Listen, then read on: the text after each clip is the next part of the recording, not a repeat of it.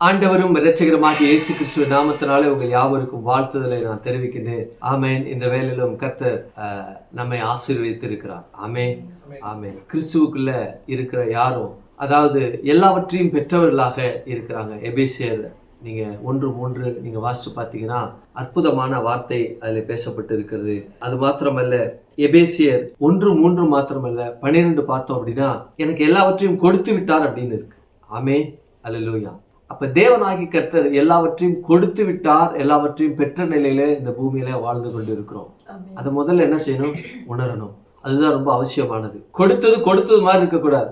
அதை வைத்து அதை உணரணும், அதை பயன்படுத்தணும். இப்போ ஒரு மனுஷன் இருக்கிறான், அந்த மனுஷன் கையில AK-47 இருக்கு அப்படின்னா AK-47 வந்து ஒரு பொம்மையா வச்சிருக்க கூடாது. எனக்கு AK-47 இருக்கு, நான் இதை வைத்து கொண்டு எனக்கு எதிராக வருகிற எந்த மிருகமானாலும் எந்த தடையானாலும் நான் என்ன செய்வேன்? அடித்து நொறுக்கி விட்டு நான் போவேன், இதை நான் பயன்படுத்துவேன்ற ஒரு எண்ணம் இருக்கணும், நினைவு இருக்கணும். AK-47 வீட்டில் இருக்கு, பொம்மையா இருக்கு, ஷோகேஸ்ல வச்சிருக்கேன், அது கொடுக்கல. எதிர் கொடுத்துருக்கிறாரு?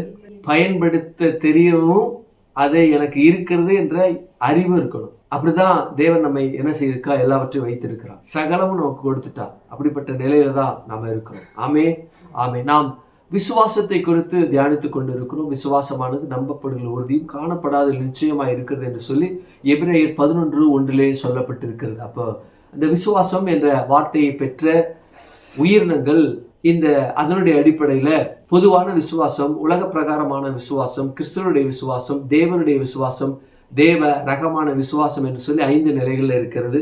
அப்போ இந்த உயிரினம் என்று சொல்லப்படுகிற இந்த வார்த்தையில யார் இந்த உயிரினத்துல ரொம்ப மேன்மையா இருக்கிறாங்க, தேவனுடைய சாயல்ல இருக்கிறாங்க அப்படின்னா மனுஷன் தான் இருக்கிறான். ஆகவே இந்த மனுஷனுக்குள்ள ஒரு விசுவாசம் இருக்கிறது. என்ன விசுவாசம்? தேவன் என்னை உண்டாக்கினார், அவரை நான் தொழுது கொள்ளணும், அவர் என்னை ஆசீர்வதிப்பார் என்ற நம்பிக்கை இருக்கணும். அப்ப அவரை நம்புகிற நம்பிக்கையின் அடிப்படையில் அல்லது அவர் விசுவாசிக்கிற விசுவாசத்தின் அடிப்படையில, இறை நம்பிக்கையில, இறை விசுவாசத்துல, கடவுளை நம்புகிற நம்பிக்கையின் விசுவாசத்துல 6 விதமா பிரிஞ்சிருக்காங்க. எப்படின்னா, காட்டுல குகைகளை வாழ்கிற ஜனங்கள். போன தடவை ஒரு 2 நாளைக்கு முன்னாடி யூடியூப்ல ஒரு விஷயத்தை நான் பார்த்தேன். என்னன்னா, ஆப்பிரிக்காவில் இருக்கக்கூடிய ஏதோ ஒரு இன மக்கள், அந்த மக்கள்ல ஒரு ஃபெமிலியரா இருக்கக்கூடிய ஒரு காட்டுவாசி அல்லது அந்த காட்டுல வாழ்கிற ஒரு மனிதன். அவர் பேர் சாபா அப்படிங்கிறவர். அவர் என்ன சொல்றாருன்னா, உனக்கு கடவுள் எது அப்படின்னு கேட்கிறாரு. நீ எதை பின்பற்றுற, உனக்கு ரிலிஜன் என்ன ஒருத்தர் கேட்கிறாரு. ஏன்னா கடவுளா, எனக்கு கடவுள் அப்படின்னா தோ மேல தெரியுது பாரு, அதான் கடவுள். சூரியன் தான் எனக்கு கடவுள், சந்திரன் தான் எனக்கு கடவுள் அப்படிங்கிறாரு, நெருப்பு தான் எனக்கு கடவுள் அப்படிங்கிறாரு. அப்ப தேவனை குறித்து அறிகிற அறிவு இல்லை. நம்பிக்கை இருக்கு, ஏதோ ஒரு சக்தி என்னை உண்டாக்கி இருக்கு, அதுதான் என்ன படைத்திருக்கு, அதுதான் என்ன வழி நடத்துது அப்படின்னு. ஆனா இயேசு என்கிற பேர் தெரியவில்லை. அவரை பற்றி, ரட்சிப்பை பற்றி, இந்த பூகுலத்துக்கு வந்ததை பற்றி அவருக்கு தெரியல. அதனால இதுதான் எனக்கு கடவுள்னு சொல்லி சூரியனை காமிக்கிறாரு. நைட்ல வர்ற அந்த நிலா தான் எனக்கு கடவுள் அப்படிங்கிறாரு. அப்போ அவங்க இதே சூழ்நிலை இருக்கிறாங்க. இயற்கையை வழிபடுகிறாங்க. இயற்கைக்கு மேல அதிசய அற்புதங்களை நடப்பிக்கத்தக்கதாக தேவனாகிய கர்த்தர், இயற்கையின் மேல மனிதன் மேற்கொள்ள முடியாது. ஆகையினால இந்த குகைகள்ல, காட்டுல, மரங்கள்ல வாழ்கிற இந்த மனிதர்கள்லாம் இயற்கையை தெய்வமா வணங்குறாங்க. அடுத்தது, இருதயம் குருடா இருக்கு. ஆகையினால தங்களுக்கென்று தெய்வங்களை வணங்கி வழிபடுகிற ஜனங்களா இருக்காங்க. அடுத்தது, 3வது எப்படிப்பட்ட நிலையில இருக்கிறாங்க அப்படின்னா, அதாவது பெயரளவுல அவங்க கிறிஸ்தவன்னு சொல்லிட்டு சிலை வழிபாடு செய்து சிலை வழிபாட்டு கிறிஸ்தவலா இருக்காங்க. ஆர்சி மக்கள் என்ன செய்யறாங்க? சிலையை வைத்து வணங்குறாங்க. அது அவங்களுடைய இறை நம்பிக்கை அப்படிப்பட்ட நிலையில இருக்கு. அடுத்தது, பிதா குமாரன் பரிசுத்தாவி நல்லா தெரியும். ஆனா பிதாவுடைய அன்பையும் குமாரனுடைய ரத்தம் கழுவுதலையும் பரிசுத்த ஆவியானவர் வழிநடத்தலும் அவங்க அறிந்து கொள்ளவில்லை, உணரவில்லை, அதன்படி தங்களுடைய வாழ்க்கையை அமைத்துக் கொள்ளல. ஆகையினால உலகத்துல இருக்க பாவியான மனுஷன் எப்படி வாழ்றானோ அது போல அவர்கள் வாழ்கிறாங்க. ஆனா பேரு பீட்டர், ஆல்பர்ட், ஜோசப்பு, பிரின்ஸு, இந்த மாதிரி என்ன பேர்லாம் வச்சு என்ன செய்யறாங்க, இருக்கிறாங்க. அப்ப பெண்களுக்கு பார்த்தீங்க அப்படின்னா மேரி, கிளாரா, இன்னும் மெர்சி, ஜென்சி, இந்த மாதிரி என்ன செய்யறாங்க, பேர் வச்சு பாவ நிலையில வாழ்ந்து கொண்டு இருக்கிறாங்க. அப்போ அடுத்தது யாரு அப்படின்னா யூதர்கள்.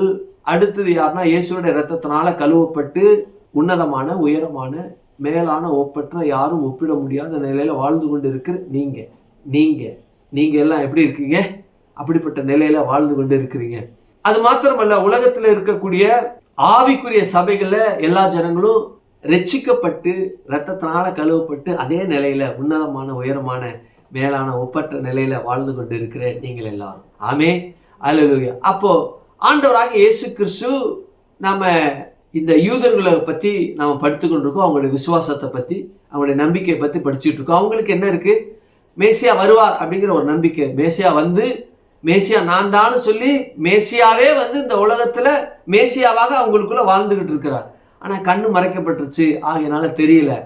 அப்போ ஆண்டவரை தெரிந்த அந்த நாட்கள்ல தெரிந்த ஒரு சில முக்கியமான விரல் விட்டு எண்ணக்கூடிய அளவுல பரிசேயர்கள், சதுசேயர்கள், வேதபாரகர்கள், இன்னும் ஆசாரியர்கள் என்ன செய்றாங்க? நன்கு அறிந்திருந்தாங்க. விரல் விட்டு எண்ணக்கூடியல, அதுல விரல் விட்டு எண்ணக்கூடிய நபர்களுக்குள்ள ஒரு பெயர் சொல்ற அளவுக்கு ஒரு சில பேர் இருந்தாங்க. அவங்க யாரும் நிக்கோதேமு. அவன் வர்றான், வந்தாங்க, நீ மறுபடியும் பிறக்கணுங்கிறாரு இயேசு. அப்போ அவன் சொல்றான், நிக்கோதேமு சொல்றான், என் தாயின் வயிற்றுல எப்படி நான் போய் பிறக்க முடியும் அப்படின்னு கேட்டதுக்கு அவன் கேட்கறான்.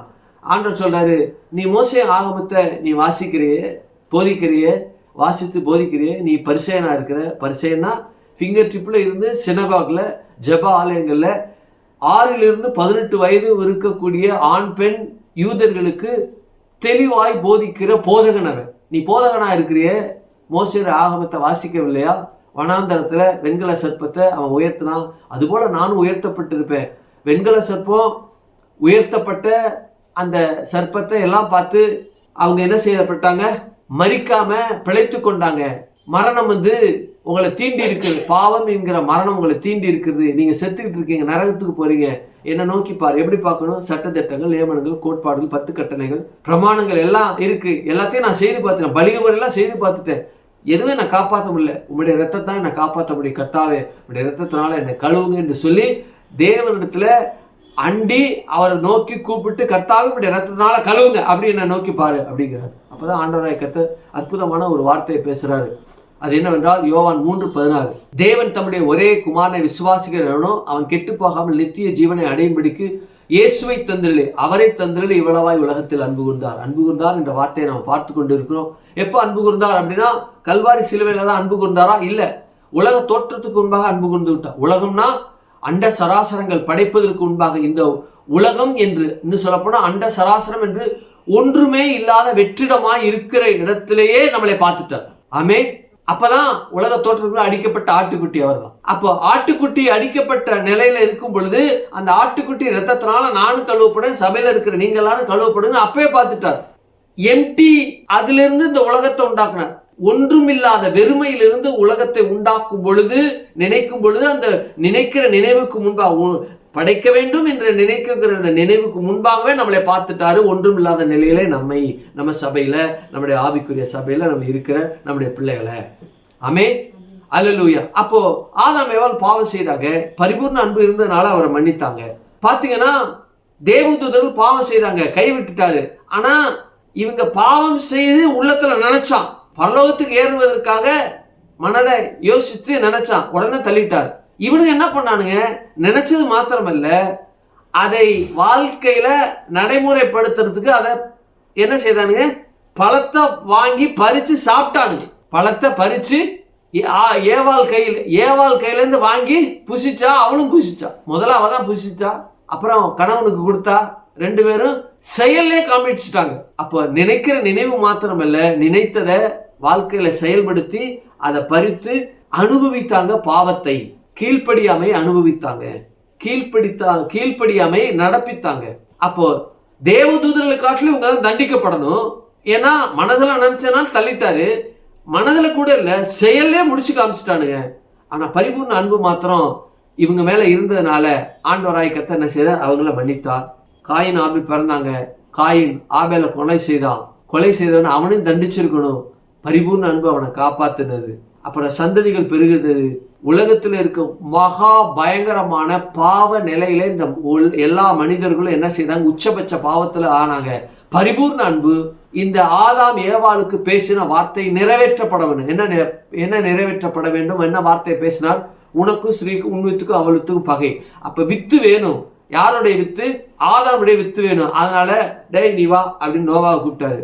நோவாவை கூப்பிட்டு அவனுக்கு 3 பிள்ளைங்க, சேம் காம் யாப்பேத்து, அவங்க மனைவிகளோட அழைப்பித்து என்ன செய்யறாங்க? பரிபூர்ண அன்பு. பேழை உண்டாக்க சொல்லி பேழைக்குள்ள அவங்கள வைத்து எல்லா மிருக ஜீவன்களையும் அதுக்குள்ள வைத்து பாதுகாத்து என்ன செய்யறாங்க? அந்த பேழையில பாதுகாக்கப்பட்டாங்க. பரிபூர்ண அன்பு. சேம் காம் யாப்பேத்து அவங்களுக்குள்ள அந்த பரிபூர்ண அன்பு பயணித்தது. சேமுடைய வம்சத்துல தான் ஆபிரகாமன் தான். ஆபிரகாமுக்குள்ள பரிபூர்ண அன்பு, அவனுடைய குடும்பத்துக்குள்ள பரிபூர்ண அன்பு, ஈசாக்குடைய குடும்பத்துக்குள்ள அவனுக்குள்ள பரிபூர்ண அன்பு பயணித்தது. யாக்கோபு அவனுடைய குடும்பத்துக்குள்ள பரிபூர்ண அன்பு பயணித்தது. இப்போ யாக்கோபுடைய நிலை, அவனுடைய பிள்ளைகள் எப்படின்னா கிட்டத்தட்ட பழுகி பெருகி பூமியை நிரப்பத்தக்கதாக எகிப்து தேசத்துல இருக்கிறாங்க. எப்படி இருக்கிறாங்க?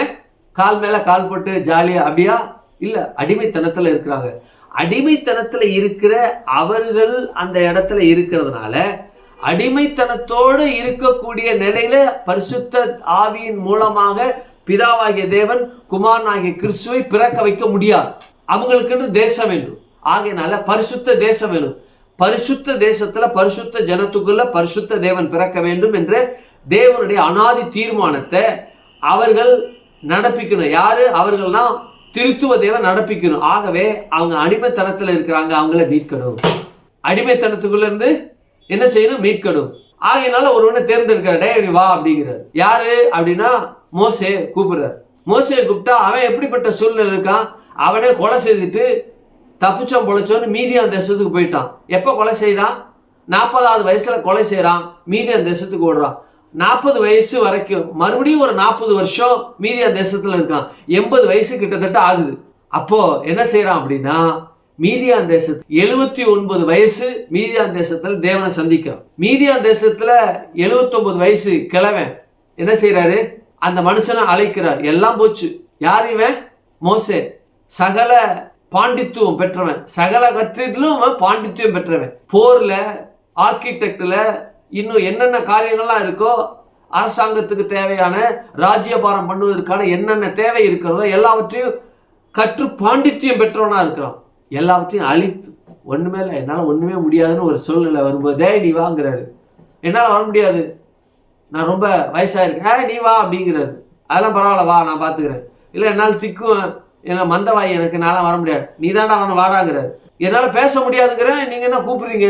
டே பேச முடியாதுன்னு சொல்கிறேன். அந்த ஆரம்ப சகோதரர் இருக்கா, வா கூப்பிட்டு வா அப்படிங்கிறார். நான் வாயா இருப்பான், வா அப்படிங்கிறாரு. சரி நான் போனால் உங்கள் பேர் என்ன சொல்லணும்? உங்கள் பேர் அவங்க கேட்டாங்களா, நான் என்ன சொல்லணும் அப்படிங்கிறதுக்கு அவர் சொல்கிறாரு, நான் இருக்கிறவராக இருக்கிறேன். ஆமென்.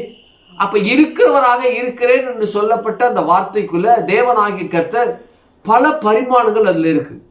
எப்படி பட்டை திட்டப்பட்ட வைரங்களுக்குள்ள பிரதிபலிக்கிற அந்த ஒளியில பல வர்ண ஜாலங்கள் அதுக்குள்ள இருப்பது போல, I am that I am, நான் இருக்கிறவராக இருக்கிறேன் என்று சொல்லப்படுகிற அந்த வார்த்தைக்குள்ள தேவனாகிய கர்த்தருடைய ஆட்ரிபியூட், அவருடைய குணநலங்கள், அவருடைய கேரக்டர், பண்புகள் அப்படி என்ன பிரதிபலித்து அப்படியே என்ன செய்யப்பட்டிருக்கு அதுல இருக்கு. ஒவ்வொன்றாக பார்த்து கொண்டு வரும். கடந்த வாரத்துல ஐ ஆம் லிமிட்லெஸ் காட், நான் எல்லையற்ற தேவன் என்ற காரியத்துல எதுல எல்லையற்றவராக இருக்கிறார் என்று சொல்லி என்ன செய்தோம் பார்த்தோம். முதல்ல பார்த்தோம் அன்புல அவர் எல்லையற்றவர் என்று சொல்லி என்ன செய்தோம் பார்த்தோம். அடுத்தது கிருபையில அவர் எல்லையற்றவர் என்று சொல்லி பார்த்தோம். இன்றைக்கு இரக்கத்தில் அவர் எல்லையற்றவர் என்ற காரியத்தை என்ன செய்ய போகிறோம் பார்க்க போகிறோம். இந்த இரக்கம் என்றால் இங்கே சொல்லப்பட்டிருக்கு. அப்ப இரக்கம் என்று சொல்லப்படுகிற ஆங்கில வார்த்தை என்ன சொல்லலாம்? இரக்கத்திற்கு mercy, love, grace and mercy. இது மூன்றும் தேவனை விட்டு பிரிக்க முடியாத பண்புகள்ல மிக முக்கியமாக இருக்கக்கூடியவர்களாக இருக்கு. அப்ப இரக்கம் என்றால் முதல்ல யாருக்கு இரக்கம் கிடைச்சிச்சு அப்படின்னா, யாருக்கு கிடைச்சிச்சு? முதல்ல நோவாவிற்கு தான் முதல்ல இரக்கம் கிடைச்சிச்சு. அப்ப இரக்கம் என்று சொல்லப்படுகிற இந்த வார்த்தை இருக்கு இல்லையா, இந்த mercy என்று சொல்லப்படுகிற வார்த்தை எடுத்துக்கொள்ளுங்க. ஆதியாகமத்தின் புத்தகம் 6:9 வாசிங்க. நோவாவின் வம்ச வரலாறு. நோவா தன் காலத்தில் இருந்தவர்களுக்குள்ளே நீதிமானும் உத்தமனுமாய் இருந்தான். ஓகே. நோவா தேவனோட சஞ்சரித்துக் கொண்டிருந்தான். நோவா சேம், காம், யாப்பேத் என்னும் 3 குமாரரை பெற்றான். பூமியானது தேவனுக்கு முன்பாக சீர்கெட்டதாய் இருந்தது. ஆதியாகமத்தின் புத்தகம் 6:8 வாசிங்க. ஆதியாகமத்தின் புத்தகம் 6:8. நோவாவுக்கோ கர்த்தருடைய கண்களில் கிருபை கிடைத்தது. நோவாவுக்கோ கர்த்தருடைய கண்கள் என்ன கிடைத்தது? கிருபை கிடைத்தது என்று சொல்லப்பட்டிருக்கு. அப்போ இந்த கிருபை என்று சொல்லப்படுகிற இந்த வார்த்தை எபிரேய வார்த்தையில சென் என்று சொல்லப்படுகிற வார்த்தையினால பேசப்பட்டிருக்கு.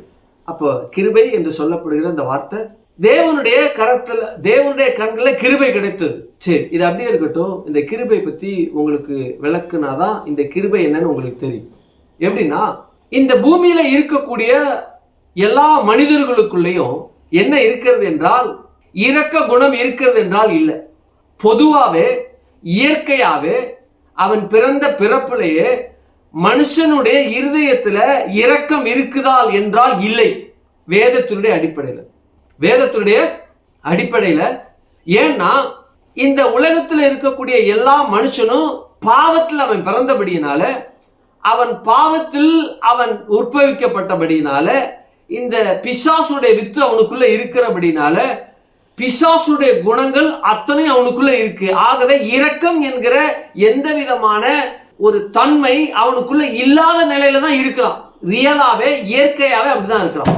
அப்போ ஒரு மனிதன் தான் வாழணும் அப்படின்னா தான் பெத்த பிள்ளைய கூட என்ன செய்வாங்க? கொலை செய்திருவாங்க. தான் வாழணும் அப்படின்னா மனைவியை கூட என்ன செய்வாங்க? கொலை செய்திருவாங்க. தான் வாழணும் அப்படின்னா கணவரை கூட என்ன செய்வாங்க? கொலை செய்திருவாங்க. இப்போ நடக்குதா? நடக்குது. தாய் என்ன செய்யறா? தான் ஆசை இச்சையை தீர்த்து கொள்ளணும் அப்படிங்கிறதுக்காக பெற்ற பிள்ளைய என்ன செய்யறாங்க? கொலை செய்யறாங்க. கணவனையும் கொலை செய்யறாங்க. தான் வாழ்கிற வாழ்க்கைக்கு இவங்க இடைஞ்சலா இருக்கிறாங்களா? இருக்கிறாங்க. இரக்கம் இருக்கா? இல்ல. ஐயோ, என் குழந்தையாச்சு, தவம் இருந்து பெத்தனு, குழந்தையாச்சு, இல்ல. அப்ப என்னன்னா, இரக்கம் கிடையவே கிடையாது. இது அப்படி மாத்திரமல்ல, பிள்ளைகளும் அப்படிதான் இருக்கிறாங்க. பிள்ளைகளும் எப்படி இருக்காங்க? அப்படிதான் இருக்கிறாங்க. தனக்கு ஆசை இச்சையை நிறைவேற்றுவதற்காக தாயை என்ன செய்யறாங்க? மகன் கொலை செய்யறான். தகப்பனை மகன் கொலை செய்யறான். மகளும் கொலை செய்யறான். எதற்கு? நான் வாழ்றதற்கு இடைஞ்சலா இருக்கிறாங்க என்பதற்காகவும், எனக்கு சொத்தை பிரிச்சு கொடுக்க மாட்டேங்கிறாங்க அப்படிங்கிறதுக்காக என்ன செய்யறாங்க? கொலை செய்கிறார்கள். எல்லாம் அதே நிலையில தான் இருக்காங்க. சட்டம் இருக்கு. ஐயோ, மற்றவங்க பார்த்தா நம்மளை என்ன நினைப்பாங்க? என்னுடைய நண்பர்கள் பார்த்தா என்ன நினைப்பாங்க? என்னுடைய உறவினர்களோட நான் ரொம்ப அட்டாச்சா இருக்கேன், அவங்க பார்த்தா என்ன நினைப்பாங்க? அல்லது இந்த சமுதாயம் என்னை பார்த்து என்ன செய்யும், என் குடும்பம் அதுக்கப்புறம் என்ன நடக்கும் அப்படிங்கிறதுக்காக தாய் தாப்பனை விட்டு வச்சிருக்காங்க. என்ன கிடையாது? இரக்கம் இல்லை. மிருகத்தை காட்டிலும் கீழான நிலையில வாழ்ந்து கொண்டிருக்கான். ஏன்னா மிருகத்தை காட்டிலும் கீழான நிலையில இருக்கிறவன் தான் பிசாசு. மிருகத்தை காட்டிலும் கீழான நிலையில் வாழ்ந்து கொண்டிருக்கிறவன் அல்லது இருக்கிறவன் தான் பிசாசு. இவன் மிருகம் இல்ல, மிருகத்தை காட்டிலும் ரொம்ப லோயர் லெவல்ல வாழ்ந்து கொண்டிருக்கான். யார் வாழ்ந்துகிட்டு இருக்கா? மனுஷன் வாழ்ந்துகிட்டு இருக்கான். ஏன்னா அவனுடைய வித்து இவனுக்குள்ள இருக்கா? இரக்கம் இருக்கா? கிடையாது. சட்டத்துக்காக பார்த்துட்டு இருக்கான். ஐயோ, எங்க அப்பாவை நான் கொலை செய்துட்டேன்னா எங்க அம்மா என்ன செய்வா? அல்லது எங்க அம்மாவை கொலை செய்துட்டா எங்க அப்பா என்ன செய்வான்? அல்லது எங்க அம்மாவை அப்பாவை கொலை செய்துட்டேன்னா என் பிள்ளைகள் என்ன ஆகும்? சட்டம் இருக்கே, என்ன பிடிச்சிட்டு போயிடுமேன்னு பயந்துகிட்டு இருக்கானோலே, மற்றபடி ஒன்றும் இல்லை. அவர்கள் இரக்கமற்றவர்கள் தான். வேதத்தின்படி இரக்கமற்றவர்கள். சமயம் கிடைக்கல, சந்தர்ப்பம் கிடைக்கல, சட்டம் மாத்திரம் அவங்களுக்கு இல்லாம யாரு என்ன வேணாலும் எப்படி வேணாலும் வாழலாம் என்கிற ஒரு நிலை மனிதனுக்கு இருக்குமானால், தாய் தகப்பனை என்றோ கொன்றிருப்பார்கள். மனைவியை என்றோ கொண்டிருப்பான் கணவன், கணவனை என்றோ கொண்டிருப்பாள் மனைவி, பிள்ளைகளை என்றோ கொண்டிருப்பான் கணவனும் கொள்ளுவான் அல்லது மனைவியும் கொள்வான். ஏன்? இரக்கமின்மை. ஏன்? அவனுக்குள்ள இருக்கிற வித்து அவனை அப்படிதான் வச்சிருக்கு. ஏதோ ஒரு நிலையில ஏதோ ஒரு காரியத்துக்காக அமைதியா இருக்கிறானுங்க. எல்லாருமே கொலைகாரனுக்கு தான். பார்க்க போனா மனதிலெல்லாம் பார்த்தோம் அப்படின்னா, இப்போ ரொம்ப பரிசுத்தவானா இருக்கிறான் அப்படின்னா அவன் சொல்லுவான் வாயில, நல்லவெல்லாம் சாவறான், இவன் வாழ்றான் பாரு அப்படின்னா இவனுக்கு ஒரு சாவு வர மாட்டேங்குது மறைமுகமா சொல்லுவான். சில பேர் சொல்லே விடுவாங்க, இவெல்லாம் சாக மாட்டேங்கிறாள், யாரோ சாவறானுங்க, இவன் சாக மாட்டேங்கிறான் அப்படின்னா அந்த கொலைவெறி தன்மைதான், கொன்றுவிட வேண்டும் என்கிற அந்த நிலைதான் இப்படிப்பட்ட வார்த்தைகளை மறைமுகமாக இன்டைரக்டா பேசுது. பரிசுத்தவான் தான், ஆனா அவனுக்குள்ள இருக்கிற வித்து எப்படி இருக்கு? நல்லவன் தான், அவனுக்குள்ள இருக்கிற வித்து எப்படி இருக்கு? Corrupted with, அழிவுள்ள with. அந்த வித்து யாரோடைய வித்து? பிசாசோட வித்து. அவன் ஆதி முதல் மனுஷ கொலைபாதகன். என்ன சொல்லப்பட்டிருக்கு? ஆதி முதல் அவன் மனுஷ கொலைபாதகன். அவன் பொய்க்கு பிதாவமா இருக்கிறான். ஆகையினால ஆதி முதல் மனுஷ கொலைபாதகனா இருக்கிறான். அவன் தன்னிடத்தில் இருக்கக்கூடிய எல்லா பொய்யும் தன்னிடத்தில் பேசுகிறான். அதை பேசுகிற யாம அவனை போலதான் இருக்காங்க சொல்லப்பட்டிருக்கு. வாசிக்கிறீங்களா? வாசிங்க. யோவான் 8:44 வாசிங்க. நீங்கள் நீங்கள் உங்கள் பிதாவாகிய பிசாசானவனால் உண்டானவர்கள். போது என்ன கவனிங்க, நீங்கள் உங்கள் பிதாவாகிய பிசாசினால் உண்டானவன் அப்படின்னா யாரால் படைக்கப்பட்டிருக்கிறான் அப்படின்னா பிசாசானவனால் படைக்கப்பட்டிருக்கான், அவனால் உண்டாக்கப்பட்டிருக்கிறான். ஆகவே பிசாசு எப்படிப்பட்டவன்? கொலை செய்கிறவன், இரக்கம் இல்லாதவன். வாசிங்க.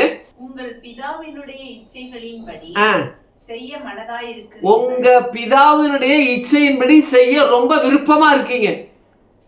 கணவன் அவன் இச்சையை நிறைவேற்றுவதற்கு இரக்கம் இல்லாம இருக்கிறான். ஆகவே மனைவியை பிள்ளைகளை கொலை செய்யறான்.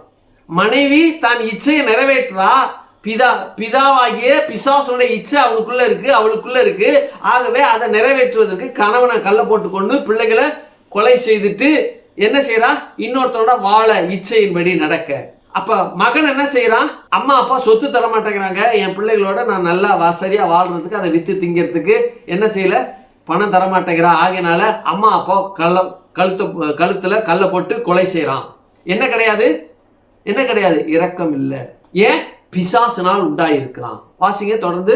அவன் ஆதி முதற்கொண்டு மனுஷ கொலைபாதகனாய் இருக்கிறான். அவன் ஆதி முதல் மனுஷ கொலைபாதகனா இருக்கிறபடினால அவனுக்கு இரக்கம் கிடையாது. சத்தியம். ஒரு நிமிஷம். ஆதி முதல் மனுஷ கொலைபாதகனா இருக்கிறபடினால அவனுக்கு என்ன கிடையாது? இரக்கம் கிடையாது. பிசாசு மனுஷ கொலைபாதகனா இருக்கிறான். அவனுடைய வித்து இவனுக்குள்ள இருக்கிறபடினால இவனுக்குள்ளேயும் என்ன கிடையாது? இரக்கம் கிடையாது. பிசாசுக்குள்ள இரக்கம் கிடையாது. இரக்கம் இல்லாதனாலதான் அவன் மனுஷ கொலைபாதகனா இருக்கிறான்.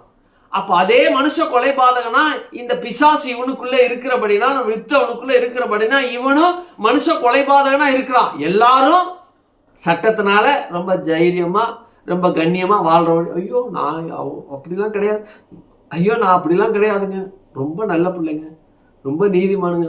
உன் நீதி எனக்கு தெரியும்டா. உன் நீதி சமயம் கிடைக்கல, உங்க அப்பா அம்மாவை கொலை செய்வதற்கு என்ன செய்வ? தயங்க மாட்ட. சமயம் கிடைக்கல, உன் பிள்ளைகளை கொலை செய்வதற்கு என்ன செய்வ? நீ தயங்க மாட்ட. சமயம் கிடைக்கல, கணவனையும் உன் பிள்ளையும் கொலை செய்வதற்கு நீ தயங்க மாட்ட. ஏன்? அவனுடைய வித்து அவளுக்குள்ள பிள்ளைகளுக்குள்ள இருக்கிறதுனால அவர்களும் மனுஷ கொலைபாதகங்களா இருக்கிறாங்க. ஏன்?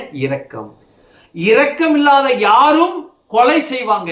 கொலை செய்கிற யாரும் இரக்கமற்றவர்களா இருப்பாங்க. தொடர்ந்து வாசிங்க. சத்தியம் அவனிடத்தில் இல்லாத. சத்தியம் அவன்கிட்ட, உண்மைங்கிறது அவன்கிட்ட கிடையவே கிடையாது. அவன் சத்தியத்திலே நிலை நிற்கவில்லை. இல்லை. அவன் பொய்யனும். அவன் யாரு? பொய்க்கு பிதாவா இருக்கிறான். The liar, father of liars இருக்கு. என்ன கவனிங்க, அவன் லயரு, ஃபாதர் ஆஃப் லயர். அப்போ என்ன செய்யறான்னா, பொய் பேசுற அந்த வித்து அவனுக்குள்ள இருக்கிறதுனால எல்லாவற்றையும் மறைப்பாங்க. என்ன செய்வாங்க? கொலை செய்வதற்கு. தம்பி நான் உன்னை கொலை செய்ய போறேன், நாளைக்கு ரெடியாரு, ஆகினால எல்லா காரியத்தையும் நான் ஏற்பாடு பண்ணிட்டேன், அதுக்காக நீ தயாராரு அப்படின்னு சொல்லுவான். இல்ல, நயமா பேசுவான், என்னென்னலாம் மறைப்பான். இவனுக்கு உள்ள தோன்று, என்ன எங்க அப்பா வேற மாதிரி பேசுறாரு, பயங்கரமா பேசுறான், அல்லது எங்க அம்மா வேற மாதிரி பேசுறாளே, அல்லது என் பையன் வேற மாதிரி பேசுறான், இப்படிலாம் இருக்க மாட்டானே, ஒரு மாதிரி பேசுறானே அப்படின்னு உங்களுக்கு தோன்றும். எதுன்னு தெரியாது. என்ன தம்பி ஒரு மாதிரியா பேசுற? ஆமாப்பா உங்களை மாதிரி ஆகுமா, வாங்க ஒரு இடத்துக்கு கூப்பிட்டு போறேன், சூப்பரா இருக்கும், போயிட்டு வரலாம், ஜாலியாக எக்ஸ்கர்ஷன் மாதிரி போகலாம். அங்கே போய் இவன் தள்ளி விடுறதுக்கு அல்லது கல்லை போட்டு அங்கேயே கொண்டு புதைச்சி வர்றதுக்காக கூப்பிடுவான். நீங்கள் வாங்க உங்களை கொல்லணும், கொண்டு உங்களை புதைக்கணும், அதுக்காக குழியெல்லாம் வெட்டி வச்சிருக்கேன் வாங்க அப்படின்னா கூப்பிடுவான். நயமாக பேச பொய் சொல்லு, அங்கே என்ன பார்க்கும், நல்லா சூப்பராக இருக்கும் வாங்க. அப்போ என்ன கிடையாது? இரக்கம் இல்லை. அப்போ இரக்கம் இல்லாத தன்மை அவனுக்குள்ள இருக்கு. என்ன செய்யறாங்க? நயமாக பேசுறாங்க. வாங்க அப்பா நீங்கள் வாங்க ஒரு இடத்துக்கு போவோம், சூப்பராக இருக்கும் அந்த பிளேஸு. என்னடா இது வரைக்கும் கூப்பிடவே இல்லை? ஏன்னா அவங்க அப்பா நல்லா சொத்து வச்சுருக்கிறான், அதனால் வீட்டில் கொண்டாக்கா எல்லாருக்கும் தெரிஞ்சிடும், வேறு எங்கேயாவது கூப்பிட்டு போயிட்டு கொண்டுட்டு குழி நோண்டி புதைக்கிறதுக்காக கூப்பிட்றான். அங்கே சூப்பராக இருக்கும், வாங்கப்பா நம்ம போகலாம். என்னடா இது வரைக்கும் கூப்பிடவே இல்லை, ரொம்ப நாள் ஆச்சு, எத்தனையோ வருஷங்கள் ஆகுது, திடீர்னு கூப்பிடுறேன். இல்லைப்பா பரவாயில்லப்பா வாங்க, உங்களை கூப்பிட்டு போய் நான் அவங்க சந்தோஷப்படுத்தணும், சந்தோஷப்படுத்த கூப்பிட்டு போகிறேன். பொய் என்ன செய்கிறான்? பொய்யனும் பொய்க்கு பிதா. பொய் சொல்கிறான், கூப்பிடுறான், கூப்பிட்டு போய் என்ன செய்கிறான்? கழுத்தை நெருக்கிறான் அல்லது வெட்டுறான். ஏன்? அப்பாட்ட இருக்கிற சொத்து. மனுஷ கொலை பாதகன். இரக்கமே கிடையாது. என்ன செய்யுது? இரக்கமே கிடையாது, வெட்டுறானுங்க. மனைவி என்ன செய்யறா? கணவனை போட்டு தள்ளுறா, பிள்ளைகளை போட்டு தள்ளுறா, வேற எவனுடைய போயிடுறா. மனைவி என்ன, கணவன் என்ன செய்யறான், மனைவியை தூர தள்ளி விடுறான், குழந்தைய தள்ளி விடுறான், குழந்தைய எடுத்துக்கிட்டு எங்கேயாவது போயிடுன்னு சொல்லிட்டு விரட்டி விட்டு இவன் எங்கேயாவது போயிடுறான். அப்படின்னா இவங்க இடைஞ்சலா இருக்காங்க, ஏதாவது பிரச்சனை இருக்குன்னா அந்த மனைவியும் பிள்ளைகளும் இவனும் போட்டு தள்ளிடுறான். என்ன கிடையாது, இரக்கம் கிடையாது. பொய்யனும் பொய்க்கு பிதா யாரு யாரு? ஒவ்வொரு மனுஷனும் அவனுக்குள்ளே பிசாசு வாழ்ந்து கொண்டு இருக்கிறது. அவனுடைய வித்து என்ன செய்கிறது, அவனுக்குள்ள வாழ்ந்துட்டு இருக்கு. அப்படிப்பட்ட சூழ்நிலையில இந்த உலகத்துல இருக்கிற எல்லா மனுஷனும் இரக்கமற்றவர்களாக தான் இருக்கிறாங்க. ஏதோ சட்ட திட்டத்துக்காக பயந்துட்டு இருக்கிறாங்க, சமுதாயத்துக்காக பயந்துட்டு இருக்காங்க, உறவினர்களுக்காக, நண்பர்களுக்காக, குடும்பத்தில் உள்ள அங்கத்தினருக்காக பயந்துட்டு இருக்காங்க. மற்றபடி எல்லாருமே கொலைகாரனுங்க தான், எல்லாருமே பொய்க்காரனுங்க தான். என்ன செய்யறாங்க, பேசுகிறார்கள், நடப்பிக்கிறாங்க. அவங்களுக்கு என்ன கிடையாது, இரக்கம் கிடையாது. அப்ப இரக்கம் என்ற அந்த விஷயம் களங்கம் இல்லாத வித்துல இல்ல, களங்கம் உள்ள அழிவுள்ள வித்துல இவங்க ஜெனிப்பிக்கப்பட்ட பிறந்தபடியினால இவங்க இயற்கையாகவே இரக்கமற்றவர்களாக தான் இந்த பூமியில எல்லா மனுஷனும் வாழ்ந்துகிட்டு இருக்காங்க. அப்ப அவங்கள்ட்ட இரக்கத்தை பார்க்க முடியுமா? பார்க்க முடியாது. ஆனா ரோட்ல பசியோட அவங்க இருக்கிறாங்க, ஐயோ சாப்பிடுங்க, அது அந்த அந்த அளவுக்கு இரக்கம் அப்படிங்கிறது அது ஒரு பெரிய இரக்கம் இல்லை. தான் உயிரே போனாலும் இன்னொருக்காக நான் இறங்குவேன் என்று வரும்பொழுது மாட்டேம்மா. அவன் எப்படி விட்டு பண்ணா போயிட்டு போகுது, எனக்கு என்ன, என்னது எனக்கு என்ன. அப்பா அம்மாவை அவங்க எப்பேடு கட்டு வேணா போயிட்டு போறாங்க, நான் இப்படின்னா வாழ்றதுக்கு அவங்க இடைஞ்சலா இருக்காங்க, போயிட்டு அவங்கள பத்தி எனக்கு கவலை கிடையாது. இரக்கம் இல்லை, இரக்கமற்ற தன்மை. பெற்றோர் தங்களுடைய பிள்ளைகள்னால ஒரு நாளைக்கு 2 பெற்றோர் என்ன செய்யப்பட்டாங்க, சென்னையில மாத்திரம் கைவிடப்படுகிறார்கள். காரணம் இரக்கமற்ற தன்மை. என்னவால் நான் பிறக்கும் பொழுது கைகாலெலாம் அசையக்கூட முடியாமல், தவளை கூட முடியாமல், கண்ணு கூட திறக்க முடியாமல் இருந்து என்னை சீராட்டி பாராட்டி வளர்த்தாங்களே, என் பிள்ளை அப்படி தானே பிறந்துச்சு, நானும் அந்த பிள்ளைய அப்படி தானே பார்த்துக்கிட்டேன், என்னம்மா என் பிள்ளைய மாதிரி தானே எங்கள் அப்பா அம்மா பார்த்துருப்பாங்கன்னு கூட அவங்களுக்கு அறிவில்லாத என்ன செய்கிறாங்க, துரத்தி விட்டுறாங்க. என்ன செய்கிறாங்க, துரத்தி விடுகிறார்கள். காரணம் வித்து. காரணம் என்னது, பிசாசு. நேராக கொலை செய்யணும்னு இல்லை, ஆதரவு இல்லாம அனுப்பி விட்டா, அவங்கள கவனிக்காம விட்டு விட்டா, அவங்கள போஷிக்காம விட்டு விட்டாலே கொலை செய்வதற்கு சமம். என்ன செய்யறாங்க, அப்படிப்பட்ட நிலையில தான் இருக்காங்க. கத்தி எடுத்து தான் குத்தணும் அப்படிங்கிறது இல்லை, அல்லது கழுத்தை பிடிச்சி தான் நெரிக்கணும், அல்லது மேலேருந்து தள்ளி விடணும், அது மாத்திரம் கொலை கிடையாது. அவர்களுக்கு உணவளிக்காமல், அவர்களை பராமரிக்காமல், அவர்களை கண்டுகொள்ளாமல் வீட்டை விட்டு வெளியில போ, தெருவில் போய் விட்டுறாங்க. அம்மா இங்க இருங்க, நான் வர்றேன், அப்பா இங்கே இருங்க, 2 பேர் இங்கே இந்த 1 நிமிஷம் வர்றேன் அப்படின்னு சொல்லிட்டு காரில் போய் விட்டவங்க, என் பிள்ளை இந்த மாதிரி இங்கே உட்காந்துருங்க, 1 நிமிஷம் இந்த காரில் ஏதோ ஒரு பிரச்சனை இருக்குது, இதை முடிச்சுட்டு உடனே ஒரு 5 நிமிஷத்தில் வரேன்னு என்னை இறக்கி வச்சுட்டு போனாப்பா, இது வரைக்கும் வரல, நாங்கள் அப்படியே வீட்லேயே அந்த பிளாட்ஃபார்ம்லேயே இருக்கிறோம்ப்பா. வீடியோலாம் பார்த்துருக்குறேன். ரோட்லேயே இறக்கி விட்டு போயிட்டாங்க. என்ன ஒரு சில தம்பிங்க முதியோர் இல்லத்தில் கொண்டாந்து சேர்த்து விட்டாங்க, நாங்கள் இப்போ இங்கே இருக்கிறோம், என் பிள்ளை எப்படியா சீராட்டி நான் பாராட்டி வளர்த்தேன். தாய் அந்த தகப்பன் பேசுறாங்க, கொலை செய்ய வேண்டும் என்று அல்ல, இதுவே கொலைக்கு சமம். இரக்கம் இல்லை. காரணம் அவங்க யாரு, பிசாசுடைய பிள்ளைகள். உங்கள் பிதாவாகிய பிசாசானவன் உங்களை பிள்ளை, உங்க தகப்பனா இருக்கிறான். கத்தியால குத்துனாதான் கொலை இல்லை, இதுவே ஒரு கொலை தான். என்ன செய்யறாங்க, எத்தனையோ பிள்ளைகள் தன் பெற்றோரை பராமரிக்காம அவங்கள தூர தள்ளி, வராத, உன் மூஞ்ச பார்க்க எங்களுக்கு பிரியம் இல்லை, என் பிள்ளைகிட்டலாம் வராத, என் மனைவி பார்த்தாலே கடுகோமா இருக்கு, என் பிள்ளை மனைவிக்கு எதிர்த்து நான் என்ன செய்ய முடியாது, நான் நிற்க முடியாது, நாங்கள் சந்தோஷமா இருக்கிறோம், நீ வந்தா என் மனைவி என்னோட பேச மாட்டேங்கிறாங்க, என் பிள்ளைகள் என்னோட சரியா இது பண்ண மாட்டேங்கிறாங்க, நாங்கள் எங்கேயும் போக முடிய மாட்டேங்குது, தயவு செய்து வீட்டை விட்டு வெளியில போங்க, நாங்கள் கொஞ்சம் சந்தோஷமா இருக்கிறோம், நீங்க வெளியில போயிடுங்க. என்ன செய்யறாங்க, அனுப்பி விட்டுறாங்க. கொலை செய்வதற்கு சமம். என்ன செய்யறாங்க, கொலை செய்யறாங்க. அவன் ஆதி முதல் மனுஷ கொலைபாதகன், இவர்களும் ஆதி முதல் மனுஷ கொலைபாதகன்னா, ஒரு சில நேரத்துல எப்படி இருக்கிறாங்கன்னா, சரி இருக்க பொறுத்து பார்ப்போம் அப்படின்னு பொறுத்து பார்க்கறான். ஆனா ஆதி முதல் மனுஷ கொலைபாதகனா இருக்கக்கூடிய அந்த செயல் அவங்களுக்குள்ள இருக்கு. அவங்க உச்சம் வரும் பொழுது என்னன்னாக்கா, பணம் சேர்த்து செலவழிக்க வேண்டியதா இருக்கு, இவங்களை பராமரிக்க வேண்டியதா இருக்கு, நாம எங்கேயும் போக முடிய மாட்டேங்குதா இருக்கு, நம்ம பிள்ளைகளோட மனைவியோட எங்கேயும் வெளியில போவதற்கு கஷ்டமா இருக்கு, இவங்க இருக்கிறதுனால இவங்களை பராமரிக்க, ஆகவே இவங்க இருக்கிறத தயவு செய்து அனுப்பி விடுங்க. கொண்டாட்டி சொல்லுவான், இவனே சொல்லுவான், நம்ம எங்கேயும் வெளியில போக முடியல, ஜாலியாக இருக்க முடியல, இவங்க வேற இருக்கிறாங்க, அடிக்கடி இவங்களை வந்து பார்க்க வேண்டியதா இருக்கு, எங்கேயும் போக முடியல, பேசாமல் அனுப்பி விடலான்னு இருக்கேன், நீ என்ன சொல்ற, உங்க விருப்பம் என் விருப்பம், கொலை செய்கிறார். என்ன கிடையாது, இரக்கம் இல்லை. ஒட்டுமொத்த குடும்பத்திலையும் இந்த நிகழ்வானது புகஞ்சுக்கிட்டு இருக்கு, அல்லது வெளிப்படையா இருக்கு, அல்லது கிரியையினால நடப்பிக்கிறான். 3 விஷயம் இருக்கு. புகஞ்சுக்கிட்டே இருக்கிறது கொலை செய்யறதுக்கு சமம் தான். இன்னொன்னு, குடும்பத்துக்குள்ள அது பேச்சு வார்த்தை நடந்துகிட்டே இருக்கு. அவங்க என்ன செய்யறாங்க, பிள்ளைங்க என்ன செய்யறாங்க, பெற்றோரை விரட்டணுங்கிற நிலையில மறைமுகமா சூசகமா பேசிக்கிட்ட, நீங்க இருந்தா நாங்க எங்க போறது, என்ன பண்றது, என் கடமை நான் பார்த்து தான் ஆகணும், இருங்க, எங்களால் எங்கேயும் போக முடியுதா, இல்ல, இப்படின்னு சொல்றதே இருக்கிற குடும்பங்கள் இருக்கு. இப்படி சொல்லிக்கொண்டு இருக்க குடும்பங்களுக்கு அதுவே கொலை செய்யறது சமம். ஐயோ நான் பாரமா இருக்கிறேனப்பா, நான் வெளில போறேன், போயிடுறாங்க. மானமுள்ள தம்பதியன்னு மானமுள்ள தாய் தகப்பன் என்ன செய்யறாங்க, மானமுள்ள தாய் தகப்பன் வெளியில போயிடுறாங்க. அப்போ ஆதி முதல்ல இருக்கு. ஒண்ணு புகஞ்சுக்கிட்டு உள்ள புகஞ்சுக்கிட்டு பல்ல கடிச்சுக்கிட்டு இந்த கிழவி எப்ப சாவான்னு தெரியலையேன்னு நினைச்சுக்கிட்டு முகத்தளவுல புண்ணையை காமிச்சுக்கிட்டு செய்யறதுக்கா இருக்கானுங்க.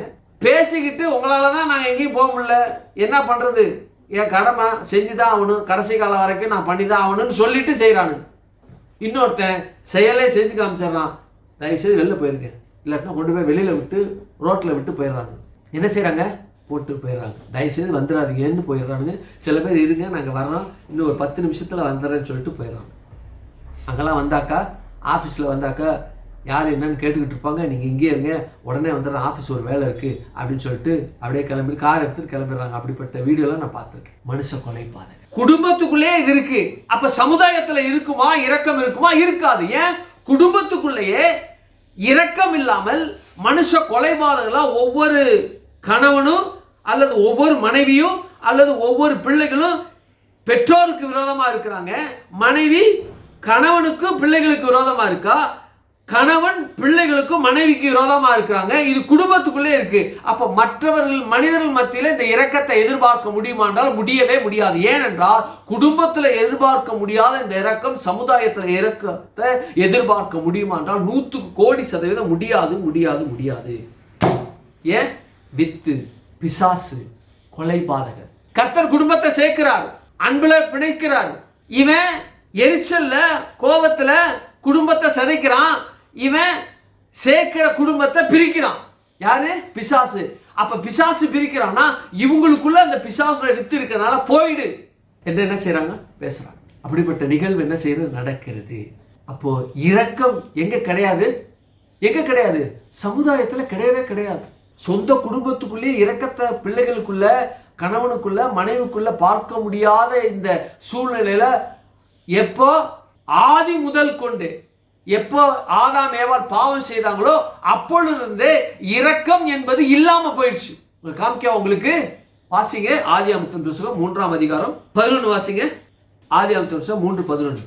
அப்பொழுது அவர், நீ நிர்வாணி என்று உனக்கு அறிவித்தவன் யார், புசிக்க வேண்டாம் என்று நான் உனக்கு விளக்கின விருட்சத்தின் கனியை புசித்தாயோ என்றார். கேள்வி என்னது, விளக்கின கனியை புசித்தியா, நீ நிர்வாணியா இருக்குன்னு உனக்கு சொன்னது யாரு, அப்படியா, உனக்கு எப்படி தெரிஞ்சிச்சு அப்படின்னு கேட்கிறாரு. சொல்லியிருக்கணும். அதற்கு ஆதாம் என்ன செய்தான் அப்படின்னா, கவனிங்க, என்ன கவனிங்க, அவனுக்கு இரக்கம் இருந்திருந்ததுன்னா, ஐயோ என் மனைவி நீங்க கொடுத்தீங்க, என் எலும்பின் எலும்பும் மாமிசம் சொன்னீங்க, என் சரீரத்திலிருந்து எடுத்தீங்க, என்னை போல இருக்கிறா, ஆனா இவ பெண் இதுவா இருக்கா, ஆகையினால அவ மேல பரிதாபப்பட்டு இரக்கம் பெற்று இவளை காட்டி கொடுக்காம, என் மேல தவறு ஆண்டவரே, நான் தான் அது தவறு செய்துட்டேன், என்னை மன்னிங்கன்னு சொல்லலை. அங்கே இரக்கமற்ற செயல் ஒன்று நடந்தது. நான் நல்லா இருந்தா போதும், இவன் எப்படி போனா எனக்கு என்ன, தேவன் இவனை தண்டிக்கணுங்கிற வகையில என்ன சொல்லியிருப்பான், வாசிங்க தொடர்ந்து. ஆதாம் என்ன சொல்லியிருப்பான், ஆதாம் என்னுடனே இருக்கும்படி தேவரீர் தந்த ஸ்ரீயானவள் விருட்சத்தின் கனியை எனக்கு கொடுத்தாள், நான் புசித்தேன். நீர் கொடுத்த இந்த ஸ்ரீ பழத்தை பறிச்சு அவ தின்னது மாத்திரம் இல்லாம எனக்கு கொடுத்துட்டான்னு சொல்லிட்டு இந்த பாவத்தின் பழிய அவ மேல போடுறா, இரக்கம் இல்லாம. இவ அடிபட்டு என்னமோ ஆயிட்டு போது, சாவட்டு எப்படியோ போட்டு, இரக்கம் இல்ல. கணவன் மனைவி மேல இரக்கம் இல்லை என்கிற தன்மை அங்கே வந்துடுச்சு, அங்கே ஸ்டார்ட் ஆயிடுச்சு. ஏன், வித்து பிசாசுடைய வித்து இவங்களுக்குள்ள போயிடுச்சு, பழம் சாப்பிட்டதுனால, கீழ்ப்படியாமையினால. எந்த மனுஷன் கீழ்ப்படியாமையினால பெற்றோருக்கு அல்லது தேவனுக்கு அப்படி இருக்கிறார்களோ அவர்கள் இரக்கமற்றவளா இருப்பாங்க. இரக்கமற்றவளா இருப்பாங்க. ஆதாம் எப்படி இருந்தா? இரக்கமற்றவன் தான். என் மனைவியை விட்டுருங்க, அவ தான் தவறு செய்தா, முழு காரணம் நான் தான் அவளை கண்ட்ரோல் பண்ணியிருக்கணும், நான் தான் அவளுக்கு ஆலோசனை சொல்லி வேண்டான்னு சொல்லியிருக்கணும். ஆனா அவ கொடுத்த உடனே அவ பறிச்சு சாப்பிட்டா, ஐயோ அவ பறிச்சு சாப்பிட்டா எனக்கு கொடுத்தா, அவளை ஒன்றும் செஞ்சிடாதீங்க தயவு செய்து. எல்லாவற்றுக்கும் நான் தான் எப்படிப்பட்டவனா இருக்கிறேன், எல்லாத்துக்கும் அதிகாரியா இருக்கிறேன், நான் தான் ரெப்ரசன்டேட்டிவா இருக்கிறேன். ஆகவே மன்னிச்சு எனக்கு எதை வேணாலும் செய்யுங்க, அவளை விட்டுருங்க என்று சொல்லல. தோர்க்கா பாருங்க, பழியை தூக்கி அவன் மேல போறான். இரக்கம் இல்லை. தேவன் அவளை அடிச்சிருந்தார்னா இவனுக்கு நல்லா தெரியும், அடிக்கப்படும்படியாக தான், ஏதோ ஒரு தண்டனை கொடுக்கும்படியாக தான் தேவன் வர்றாரு, அதனால ஒழிச்சுக்கிட்டான். மனைவியை காப்பாற்றணும். ஆனா என்ன செய்யறா? தோர்க்கா பாருங்க, என்னை விட்டுருங்க தோர்க்கா அப்படின்ட்டு. என்ன கிடையாது? இரக்கம் அப்பொழுதே இல்லை. அப்ப இரக்கம் இல்லாத சமுதாயம் எப்பொழுது ஆரம்பித்தது? குடும்பம் எப்ப ஆரம்பிச்சதோ அப்பவே ஆரம்பிச்சு. ஆதாம் ஏவாள் அங்க இருக்கும் பொழுதே இரக்கம் இல்லாத தன்மை அங்கேயே ஆதாமுக்குள்ளே வந்துருச்சு, ஏவாளுக்குள்ள வந்துருச்சு. ஒருத்தர் என்ன செய்தாங்க? பழி போட்டுக்கிட்டாங்க. இரக்கம் இல்லை. சமுதாயத்தில் எதிர்பார்க்க முடியுமா? முடியவே முடியாது. இரக்கம் என்கிற அந்த சென் என்று சொல்லப்படுகிற அந்த காரியம் ஒரு போதும் யார்கிட்டையும் நாம் எதிர்பார்க்கவே முடியாது. ஐயோ எவ்வளவு உதவி செய்யறாரு, ரொம்ப இரக்க குணங்க கிடையாது. அவனால முடிந்த அளவுக்கு செய்யறான். அப்படிதானே? செய்யறான். உதாரணத்துக்கு இப்போ ஒரு குடும்பம் இருக்கு, அந்த குடும்பம் ரொம்ப ஏழ்மையில இருக்கிறாங்க, சாப்பிட்றதுக்கே வழி இல்லை, அவரும் கை காலெல்லாம் ஒடிஞ்சு ஆக்சிடென்ட் ஆகி 2 கையும் 2 காலும் போயிடுச்சு, அப்படியே இருக்கிறாரு. அந்த பெண்மணியும் கை அடிபட்டு இது பண்ணதுனால கை விளங்காம போயிடுச்சு, பிள்ளைகள் இருக்காங்க அப்படின்னு சொல்லிட்டு நம்மெல்லாம் சொத்தை எழுதி வச்சுட்டு அவங்களுக்காக நம்ம வாழ்ந்து நம்முடைய சம்பாத்தியம் அவங்களுக்கு கொடுத்துட்டு இருப்போமா? வார்த்தை சொல்லுங்க, இல்ல. இதுவே என்னது? கொலை. இரக்கம் இல்லை. ஏன்? என் குடும்பம் நல்லா இருக்கணும், என் பிள்ளை நல்லா இருக்கு, நல்லதுதான். இரக்கம் பாராட்டுகிறோமா? கிடையாது. இரக்கம் பாராட்டுறோமா? கிடையாது. அப்போ நமக்குள்ளே என்ன இருக்கு? தேவைக்கு ஏற்ற அளவுக்கு செய்யறதுக்கு நமக்கு இது இருக்கு. ஓவரா போச்சு. இந்த மாதிரிமா வார வர்றீங்க, மாசம் வர்றீங்க, எங்களால் ஏதோ இயன்றதை நாங்கள் செய்கிறோம். இப்படி ஒவ்வொரு மாதமும் நீங்கள் 5000 கொடுக்குறோம், பரவாயில்ல வாங்கிட்டு போகிறீங்க. அதுக்கு மேலே இதுக்கு செலவாக இருக்குது, அதுக்கு செலவாக இருக்குது, அதுக்கு வேணும் இதுக்கு வேணும்னா அதெல்லாம் நாங்கள் பண்ண முடியாதுமா. கரெக்டாக வெட்டி விட்ட மாதிரி சொல்லிடுவாங்க. எனக்கு ஆவிக்குரிய நிலையில் ஒரு குடும்பத்தை தெரியும். தாய் தகப்பனை இறந்துட்டாங்க, அவன் படிச்சிருக்கிறான், வேலைக்கு போகிறான், ஆனால் வேலையில் சரியான இது கிடையாது. அவனுடைய நண்பர்கள்லாம் சொல்கிறாங்க, இதை பற்றியும் கவலைப்படாத, நாங்கள் பார்த்துக்கிறோம். அம்மா அப்பா இறந்துட்டாங்கல்ல, கவலைப்படாத, நாங்கள் பார்த்துக்கிறோம். நீ ஒருவனாக தானே இருக்கிற, நாங்கள் பார்த்துக்கிறோம். உன்னுடைய எல்லா செலவை நாங்கள் ஏற்றுக்கொடுக்குறோம், நான் பார்த்துக்கிறோம் அப்படின்னு சொன்னானுங்க. அந்த சொன்ன அதே நாளில் போயிட்டானுங்க. அதுக்கப்புறம் வரவே இல்லைங்க. வீராப்பா என்ன வேணாலும் பேசுவானுங்க. யாரு? உயிர் தோழன் அப்படின்னு சொல்லிக்கிட்டு இருக்கிறவங்க, உயிர் தோழனா இருக்கிறவங்க வீராப்பா பேசிட்டாங்க. அந்த மகன், ஐயா நான் இது ஒரு வீடு ஒன்று வாங்கியிருக்கேன், அதுக்கு இஎம்ஐ 5000 கட்டணும், எனக்கு குர்ரா அப்படின்னு கேட்டதுக்கு, அது என்னடா என்கிட்ட கேட்குற, ஏன்னா நீ தானடா சொன்ன பார்த்துக்கிறேன்னு சொல்லிட்டு, எனக்கே 2000 தான் சம்பளம், 3000 தான் சம்பளம், 2000 டெஃபிசிட்டாக இருக்குது, நான் சாப்பிடணும், கரண்ட் பில் இருக்குது, இபி பில் இருக்குது, போக்குவரத்து செலவு இருக்குது, அப்புறம் சாப்பாட்டு செலவு இருக்குது, அதெல்லாம் என்கிட்ட கேட்குற, அதெல்லாம் கொடுக்க முடியாதா?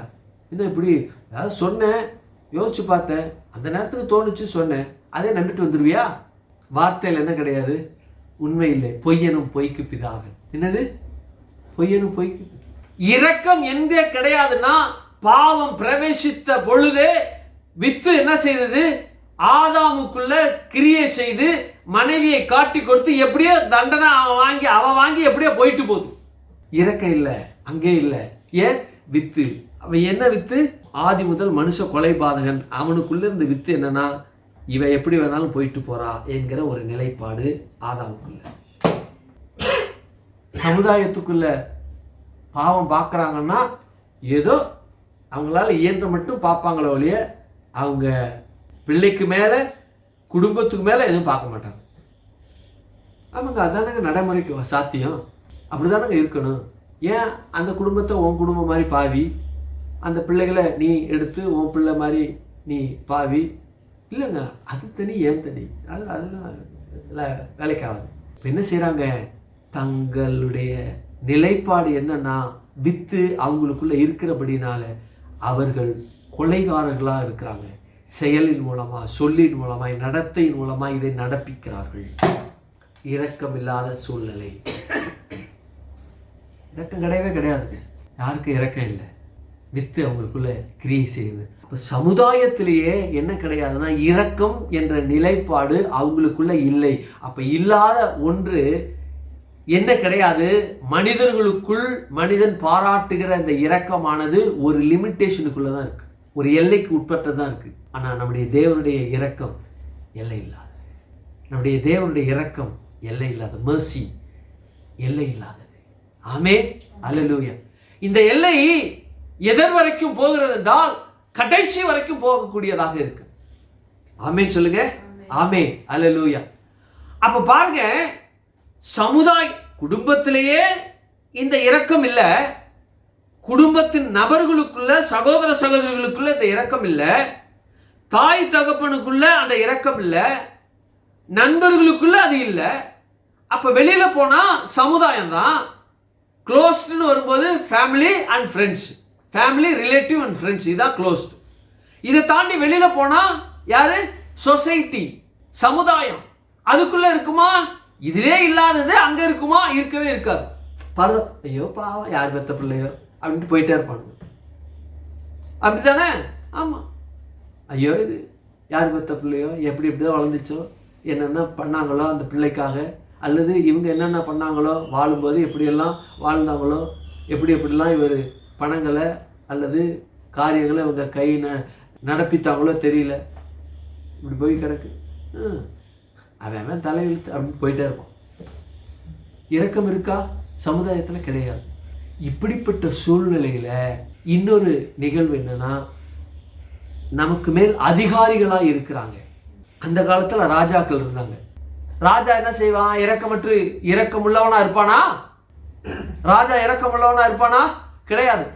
அவனுடைய ராஜ்யபாரத்திற்கு அல்லது ஏதாவது ஒரு காரியம் வருகிறதாக இருக்கும் என்றால் அவன் மாத்திரமில்லை, அவனையும் அவன் குடும்பத்தில் இருக்க சகோதர சகோதரி எல்லாரையும் கூப்பிட்டு வச்சு சிறைச்சேதம் பண்ணுவான். அவன் ஒருத்தனுக்காக ஒருவன் அவனுக்கு விரோதமாக இருந்தால் அந்த ஒருவனை விரோதமாக இருக்கிற அவனை பிடிச்சு அவனுடைய சகோதர சகோதரிகள், அவனுடைய தகப்பன், அவனுடைய உறவினர் யாரா இருந்தாலும் கருவறுத்துருவான். அப்போ ராஜா இரக்கத்தில் இருக்கிறாரோ? கிடையாது. இருக்கிறாரா? கிடையாது. இப்போ ராஜா இல்லை, ஆனா உயர் அதிகாரிகள் இருக்கிறாங்க. உயர் அதிகாரிகள்கிட்ட இரக்கத்தை நாம் எதிர்பார்க்க முடியுமா? முடியாது. வேலைக்கு இந்த காரியத்தை செய்வது நம்ம நிமித்தமாக என் வேலைக்கு கூட ஆபத்து வர்ற மாதிரி இருக்கு, இதனால எனக்கு கெட்ட பேர் வரப்போகுது, ஆனா நான் செய்யறது நல்லது, இது செய்யறது நலமானது, ஆனா இது செய்கிறது நலமாக இருக்கிறபடினால் எனக்கு இது அவப்பேரா என்ன செய்வாங்க, கொண்டு வந்து திரிச்சிருவாங்களோ என்ற நிலையில என்ன செய்வாங்க, இறக்கத. அதெல்லாம் கிடையாதுமா, போயிடுமா, நான் உனக்கு செய்து நான் மேலதிகாரிட்ட ஏதாவது திட்டு வாங்கி இது வாங்கிட்டு அதெல்லாம் பண்ண முடியாது, போயிடுமா, எல்லாம் வராது, அப்படிலாம் வந்துட்டு கேட்க முடியாதான், எல்லாம் கேட்டுட்டு இருக்க முடியாது, கிளம்பு சொல்லுவாங்களா? சொல்றாங்க. அப்போ குடும்பத்துல கிடையாது, உறவினர்களுக்குள்ள கிடையாது, நண்பர்களுக்குள்ள கிடையாது, சகோதர சகோதரிகளுக்குள்ள கிடையாது, இது க்ளோஸ்ட், இது கிடையாது. அப்ப சமுதாயத்தில் இருக்குமா? சமுதாயத்தில் இல்லை. அப்ப சமுதாயத்தை வழிநடத்துகிற அதிகாரிகள் மட்டத்தில் இரக்கம் இருக்குமா என்றால் நிச்சயமாக இல்லை. அதிகாரிகள் மத்தியில இரக்கம் இருக்குமா என்றால் நிச்சயமா கிடையாது. தங்கள் வாழ்க்கைக்கு தங்களுடைய பதவிக்கு பாதகம் வருகிறதா இருந்தா இவர் எங்களுக்கு தெரியவே தெரியாதுங்களை பார்த்ததே இல்லைன்றோம். இரக்கம் இருக்கா? இல்லை. ஏன்? வித்து, பிசாசுடைய வித்து. இதெல்லாம் தாண்டி ஒரு விட்டை இரக்கம் இருக்கிறதுனா அச்சன் என்று சொல்லப்படுகிறதுனா சொல்லப்பட்டிருக்கு. ஃபேவர் என்ற வார்த்தை அந்த இரக்கத்துக்கு சொல்லப்பட்டிருக்கு. இன்னொன்று மெர்சி என்று சொல்றாங்க அந்த இரக்கத்துக்கு. இன்னொன்று அந்த சென் என்கிற வார்த்தை ஃபேவர், மெர்சி, அப்புறம் ஃபேவர் ஆஃப் என்று சொல்லி என்ன செய்யறாங்க, அந்த வார்த்தையை பேசுகிறார்கள். இவனுக்கு அப்படிப்பட்ட இரக்கம் என்று சொல்லி பேசுறாங்க. அப்ப எந்த இரக்கம்னா, நாம பகைஞரா இருக்கிறோம், விரோதியா இருக்கிறோம், நாம அந்நியரா இருக்கிறோம், அப்படிப்பட்ட நமக்கு அவர் இரக்கம் பாராட்டுகிறார். எவ்வளவு பெரிய அற்புதமான ஒரு செயல் பாருங்க. இந்த இரக்கமானது மனிதர்களுக்குள்ள எப்படி கிரியை செய்கிறது, இந்த இரக்கம் அவர்களுக்குள்ள எப்படி பயணிக்கிறது என்பதை வருகிற வாரத்துல நாம தியானிப்போம். கண்களை மூடுவந்த காலவேளை. ஹல்லேலூயா. நேசிக்கின்ற எங்கள் பரலோக பிதாவே, குமாரனாய் நாமத்தினுடைய சமூகத்தில் வருகிற கர்த்தாவே, இந்த நாளிலும் எங்கள் தேவனாகிய கர்த்தர் இரக்கத்தில் ஐஸ்வர்யம் என்று சொல்லப்பட்டிருக்கிறது. எங்க குடும்பத்துல இரக்கத்தை பார்க்க முடியல, பிள்ளைகளுக்குள்ள, நண்பர்களுக்குள்ள, உறவினருக்குள்ள இரக்கம் பார்க்க முடியல.